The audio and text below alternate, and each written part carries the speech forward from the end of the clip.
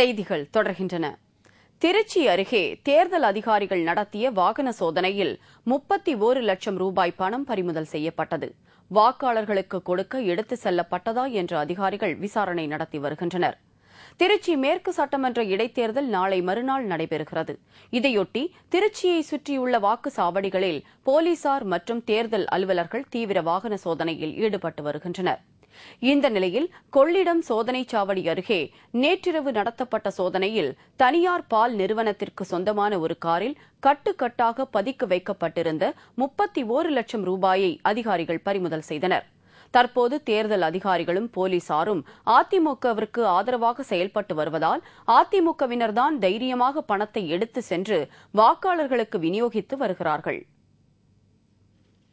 திருச்சி மேற்கு தொகுதி மற்றும் புதுச்சேரி இந்திரா நகர் தொகுதி இடைத்தேர்தல் பிரச்சாரம் இன்று மாலையுடன் ஓய்கிறது. நாளை மறுநாள் வாக்குப்பதிவு நடைபெறுகிறது. இந்திரா நகர் இடைத்தேர்தல் வாக்குப்பதிவு நாளை மறுநாள் நடைபெறுவதை ஒட்டி இடைத்தேர்தலை அமைதியாக நடத்தும் விதமாக தேர்தல் ஆணையத்தின் அறிவுறுத்தலின்படி 2 பெட்டாலியன் மற்றும் மத்திய தொழில் பாதுகாப்பு படையினர் 167 பேர் புதுவை வந்துள்ளனர். இதனையடுத்து கமாண்டர் அகினோ சிண்டே தலைமையில் 2 ஆய்வாளர்கள் 7 உதவி ஆய்வாளர்கள் இந்த குழுவில் இடம்பெற்றுள்ளனர். பாதுகாப்பு ஏற்பாடுகளை முன்னிட்டு போலீசாரின் கொடி அணிவகுப்பு நடைபெற்றது. மேலும் இன்று முதல் 3 நாட்களுக்கு அனைத்து மதுபான கடைகளும் மூடப்பட உள்ளது. அங்கு வரும் சுற்றுலாவினரை தவிர வெளியூர் ஆட்கள் இன்று மாலைக்குள் வெளியேற வேண்டும் என்று தேர்தல் ஆணையம் அறிவுறுத்தியுள்ளது. திருச்சி மேற்கு தொகுதியில் அதிமுகவினர் வைத்ததுதான் சட்டம் என்றபடி பிரச்சாரம் நடைபெறுகிறது. அதிமுகவினரை மட்டும் அதிகாரிகள் கண்டுகொள்வதில்லை. காதல் மோசடி மன்னன் பரஞ்சோதியை வெற்றி பெற செய்ய அதிமுகவினர் அனைத்து முயற்சிகளையும் மேற்கொண்டுள்ளனர். விருத்தாச்சலத்தில் துப்புரவு தொழிலாளர்கள் பல்வேறு கோரிக்கைகளை வலியுறுத்தி வேலை நிறுத்த போராட்டத்தில் ஈடுபட்டுள்ளனர். ஊதியம் தாமதமாக வழங்கப்படுவதைக் கண்டித்தும் தரமான சீருடை மற்றும் காலணிகள் வழங்காததைக் கண்டித்தும் விருத்தாச்சலத்தில் துப்புரவு தொழிலாளர்கள் வேலை நிறுத்த போராட்டத்தில் ஈடுபட்டு வருகின்றனர். இதுகுறித்து பலமுறை அதிகாரிகளிடம் புகார் தெரிவித்தும் எந்த பயனும் இல்லாததால் தங்களின் கோரிக்கைகளை உடனடியாக நிறைவேற்ற வலியுறுத்தி இந்த திடீர் போராட்டத்தில் ஈடுபட்டுள்ளதாக துப்புரவு தொழிலாளர்கள் தெரிவித்தனர். போதுமான ஆட்கள் பற்றாக்குறை, நிதியடி வழங்கவில்லை, சொசைட்டி விண்ணப்பம் கையெழுத்து போடுவது கிடையாது. 1 to 5 தேதிக்குள் சம்பளம் வழங்குமாறும் மற்ற எங்களுக்கு சேர வேண்டிய கோரிக்கைகளை உடனடியாக நிறுத்தி செய்யுமாறு கேட்டுக்கொள்கிறோம். அப்படி தவறினால் தொடர் வேலை நிறுத்தத்தை செய்வதாக தெரிவித்துக் கொள்கிறோம். இந்த போராட்டத்தினால் விருத்தாச்சலம் முழுவதும் குப்பைகள் அகற்றப்படாததால் சுகாதார சீர்கேடு ஏற்படும் அபாயம் ஏற்பட்டுள்ளது. தஞ்சையில் வாக்காளர்களுக்கு புகைப்படத்துடன் கூடிய பூத் ஸ்லிப் வழங்கும் பணி துவங்கியது.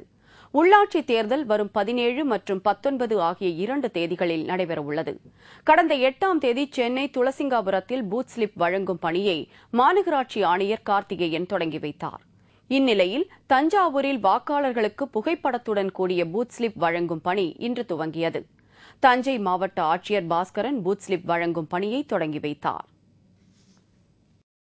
அரக்கோணம் அருகே 100 நாள் வேலைவாய்ப்பு திட்டத்தில் பணிபுரியும் தொழிலாளர்கள் தங்களது கூலியை உயர்த்தக் கோரி சாலை மறியலில் ஈடுபட்டனர். அரக்கோணம் அருகே மங்கம்மாப்பேட்டை என்ற கிராமம் உள்ளது. இங்கு 100 நாள் வேலைவாய்ப்பு திட்டத்தின் மூலம் ஏராளமான தொழிலாளர்கள் பணிபுரிந்து வருகின்றனர். இவர்களுக்கு நாள் ஒன்றிற்கு வழங்கும் கூலியை 40 ரூபாயிலிருந்து 60 ரூபாயாக உயர்த்தி தரும்படி பலமுறை அதிகாரிகளிடம் கேட்டும் இதுவரை எந்தவித நடவடிக்கையும் எடுக்கப்படவில்லை. காலையில 8 மணிக்கு வந்து சாயந்தரம் வரைக்கும் 4 மணி வரைக்கும் எங்களை வேலை வாங்குறாங்க. வேலை வாங்கினாலும் எங்களுக்கு தகுந்த கூலி தரல. இதனால் தொழிலாளர்கள் ஒன்று கூடி அரக்கோணம் திருத்தணி சாலையில் சாலை மறியலில் ஈடுபட்டனர். தகவல் அறிந்து வந்த வட்டாட்சியர் நடத்திய பேச்சுவார்த்தைக்கு பிறகு உடன்பாடு ஏற்பட்டதால் தொழிலாளர்கள் கலைந்து சென்றனர். உதகையில் குறைந்த வட்டிக்கு பணம் தருவதாக கூறி மோசடி செய்த 2 பேரை போலீசார் கைது செய்தனர். குன்னூரை சேர்ந்தவர் சுப்பிரமணியன். இவர் அங்கு ஒரு அரசு பள்ளியில் பணிபுரிந்து வருகிறார். இவரை மோகன் என்பவர் குறைந்த வட்டிக்கு பணம் தருவதாக ஆசை காட்டி உதகைக்கு வரச் சொல்லியிருந்தார்.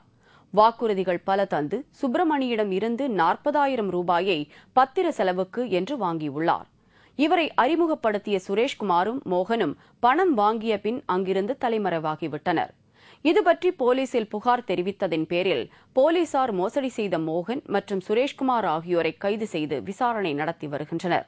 ஊட்டியினுடைய பொட்டானிக்கல் கார்டனில் ஒரு நபரிடம் குறைந்த வட்டிக்கு பணம் தருவதாக சொல்லி ஏமாற்றி அவர்களிடமிருந்து சுமார் 45,000 ரூபாயை அவங்க ஏமாற்றி ஒரு திருப்பூர்லேருந்து ஒரு இண்டியா காயில் போகிறப்போ பணத்தை வாங்கி சென்றவர்களை வாகன சோதனையின் போது விவன ஆய்வாளர்கள் நாங்கள் சேர்ந்தவர்களை பிடித்து மேற்படி பொருட்களை கைப்பற்றியுள்ளோம்.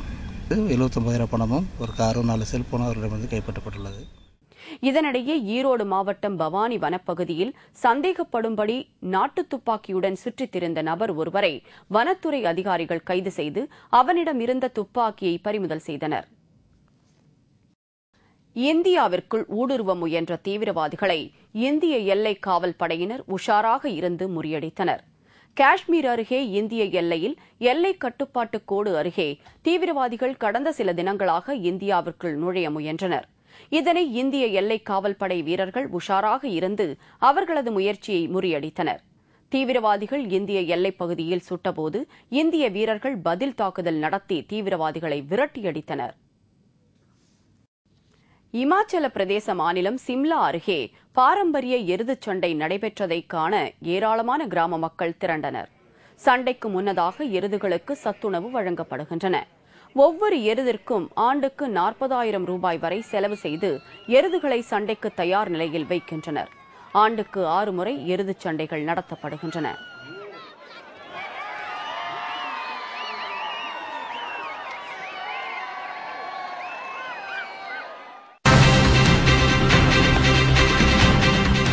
லிபியாவில் அதிபர் கடாஃபி ஆதரவாளர்கள் நடத்திய தாக்குதலில் 20 பேர் பலி, 80 பேர் படுகாயம். விவரம் விளம்பர இடைவேளைக்கு பிறகு.